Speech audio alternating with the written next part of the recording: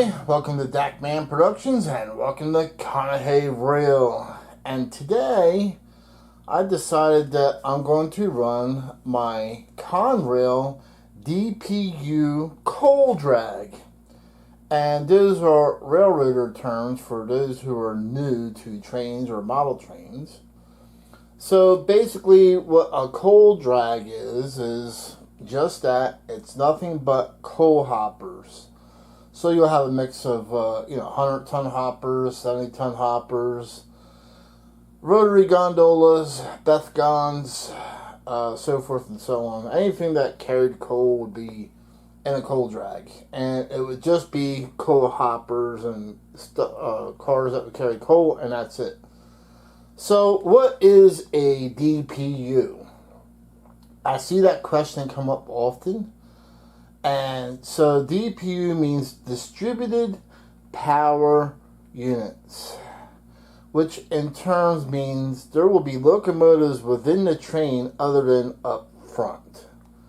So today's DPU will have a locomotive in the middle and two locomotives at the end. Today's train run will be headed by two Conrail SD70MAC locomotives. For those who don't know about Conrail, they were the only railroad to originally purchase SD70MAC locomotives brand new. And after the Conrail split, some went to CSX and some went to Norfolk Southern, but they were the only railroad to buy them brand new. Conrail also issued the SD70MAC locomotives and two locomotive sets. So in the middle of the train will be a single SD70MAC. I was watching a MTH SD70MAC Proto 1 that I was going to turn into a dummy or a non-powered unit, and it went for a reasonable amount, but it was like, okay, my refrigerator went. Refrigerator or locomotive. So it's one of those things that it was within my reach of doing and turning it into a non-powered unit, but maybe next time. Then at the end of the train we have an SD70MAC and an SD60M pushing it. There will be more than just the obvious reason of having a DPU of, for the extra horsepower. A DPU would also be used for the extra air capacity, because after so many cars, the two locomotives would never keep up on air. Also, the DPU adds extra braking, i.e. dynamic braking, braking on the engines for mountainous areas. And even if this train was on flatlands, it would still have a DPU, because it would keep tension off the couplers, because when a train gets so long, there's so much tension on the couplers will actually break, and that's why you see videos of broken couplers. So the DPU also helps prevent that from happening. So the consist of this train will have two sets of MTH Conrail coke hoppers. I did miss out on the two add-ons, which sold out first, which I thought that the 4-car sets would sell out first, but it was the opposite. I have both MTH Premier Conrail 4-bay hopper car sets. MTH made two 6-car Conrail 4-bay hopper car sets. I had both of those. MTH Premier also made 4 Conrail sets of the Coal Porters 6-car sets. I own 3 out of the 4 of them, and the 4 add-on cars. And there was also a coal porter, an oddball coal porter, that was in the MTH Premier 6-car Conrail set that I also have. So we have a total currently of 51 coal hoppers on this train now. for those who are not familiar with my layout is 35 foot long by 12 foot wide. Alright, so we'll move forward with our Conrail Coal Drag. Enjoy. Dispatcher here. Do you copy? Over. Roger that. Please start her up and stand by for track orders. Copy that, dispatcher. Starting up the engine. Out.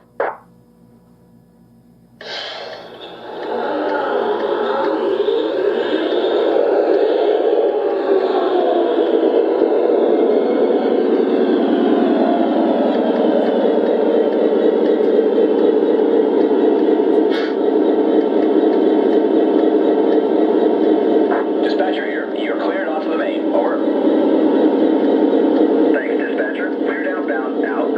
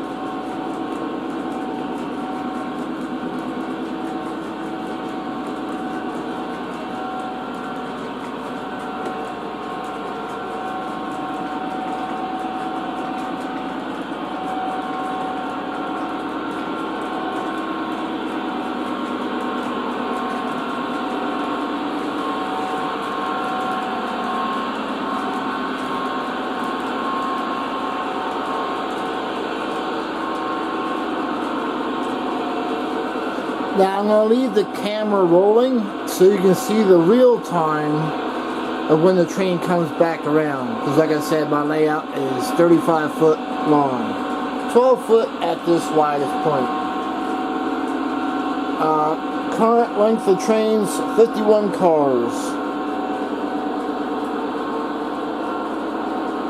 5 locomotives, 4 locomotives powered.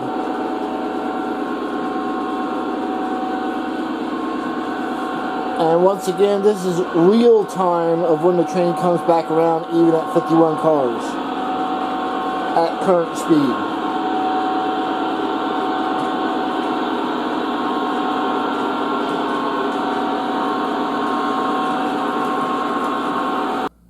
Okay, for those of you who stuck around to the end, here's a couple other quick facts. Conrail purchased the SD70MAC locomotives specifically for pulling coal. All of the rolling stock used today for this video is all MTH except for one car, which is Lionel. I do prefer the MTH coal cars because they are so equal in weight and pulling, so you don't have to worry about heavy cars up front, light cars in the back, so forth and so on. I will say today's run is not for the inexperienced. It does take somebody who's a little bit more experienced with the O-gauge hobby to make this kind of run. To have 2 power locomotives up front and 2 power locomotives in the back, you gotta have your train set up just right so there's not too much tension pushing on the train and there's not too much tension pulling on the train. So you do have to have your spacing correct on the train. Otherwise, you'll be pushing the train off in the corners or you'll be pulling it off in the corners. One or the other will happen. So you do have to have equal amount of tension both ways. Also, on another note, Conrail really did have coke hopper cars. I've seen people ask that question. I did talk about that in the review and unboxing of my MTH Premier coke hopper or Conrail coke hopper cars. I hope you enjoyed today's run. You can see real Conrail coal drags on YouTube. There's plenty of videos where you can watch the real thing. This is a run I love to make. I don't do it often because obviously, you know, I gotta spend at least an hour putting on 51 hopper cars. But it's well worth it. Alright, thanks again and see you next video.